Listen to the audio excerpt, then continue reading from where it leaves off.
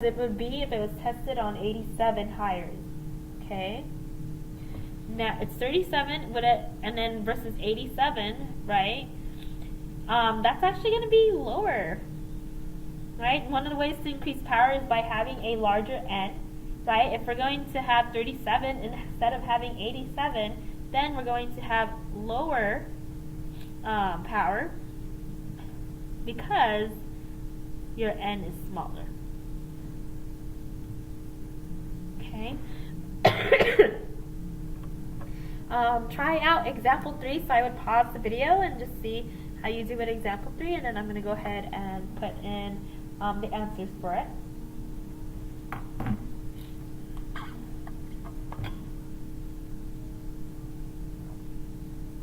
Okay, so for example 3, stop signs.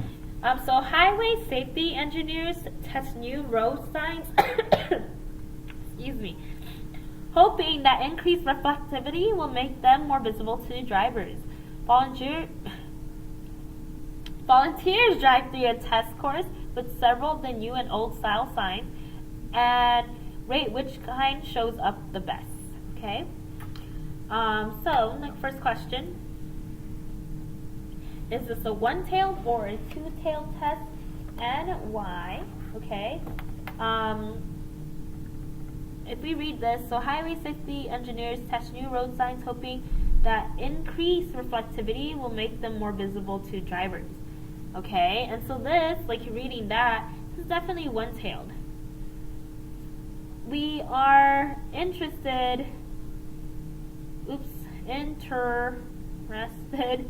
in increased visibility. I don't care if the sign is harder to see. Okay, so I care that the signs are easier to see.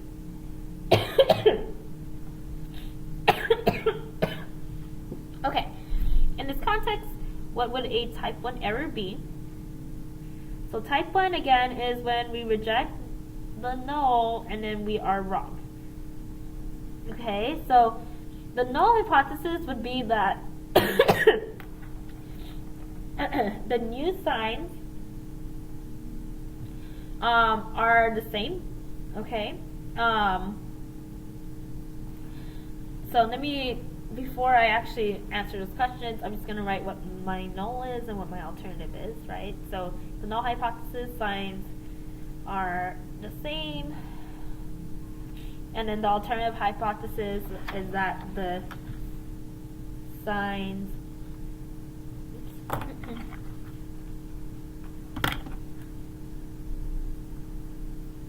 are more visible. Okay, so one-tailed, we're interested in increased visibility. If we're going to reject the null and be wrong, that's the type 1 error, and so rejecting the null means that we concluded that the signs are more visible when they're not. Okay. See, in this context, what would a type 2 error be? Okay, so type 2 means you fail to reject the null and then you were wrong. Okay, so if we fail to reject the null, that means that we're basically going to conclude that the signs are the same when in fact they are now more visible. Okay. And then let's go ahead and go to D. What is power? Okay, so this is the probability that we conclude that the signs are more visible, and they are. Okay, because when you want power, you reject the null, say that there's evidence for the alternative, and then you're right. Okay, so that's where I'm getting that from. And then part E, I'm going to just put that over here. If the hypothesis test is tested at the 1% level of significance instead of 5%, how will this affect the power of the test? So we want to go from an alpha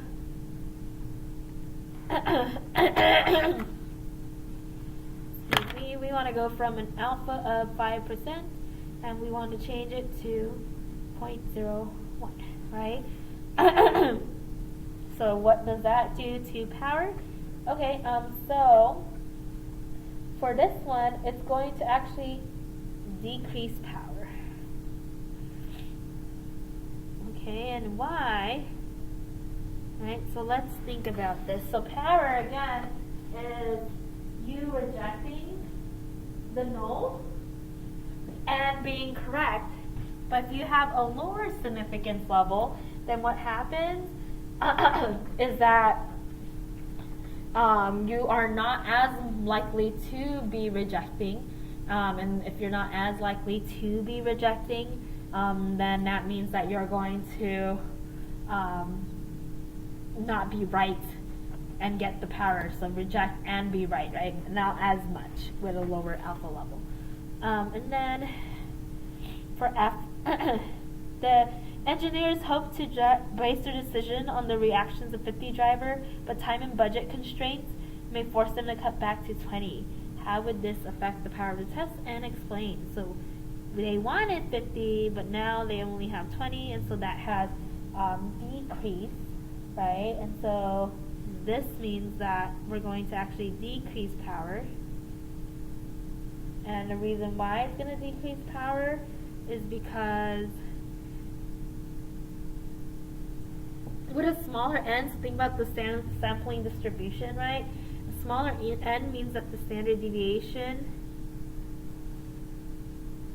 is larger, which means that it's more spread out, which means that we are going to have like a harder time actually like rejecting a claim and being able to excuse me, have a harder time rejecting it and being able to be right, which is what power is.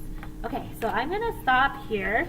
We will look at a few more examples on Monday, and then at that point, if you have any questions, then that's time to ask.